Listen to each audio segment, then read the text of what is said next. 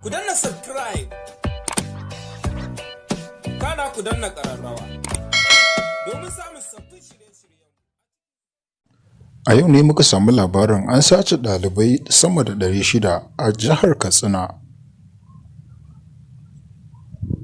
Rahotanni daga garin Kankara na jihar Katsina na cewa iyayen yara sama da 2,000 sun isa makarantar sakandare a Kankara safiyar wannan Asabar domin duba halin da 'ya'yansu ke ciki.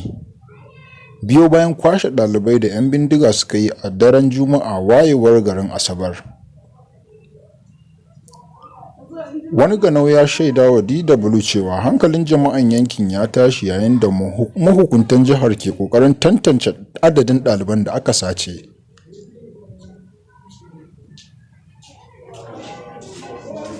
Kwashe ɗaliban dai na zuwa ne lokacin da shugaban Najeriya Muhammadu Buhari ya isa jihar Katsina domin yi wa wata ziyara ta mahaifarsa Daura da ke arewacin jihar. Ku ci gaba da kasancewa da Arewa Times. Idan wannan ne farkon zuwan ka, muna roƙonka da ka danna mana subscribe kana ka danna alamar ƙararrawa domin samun labarai da dumi-dumin su.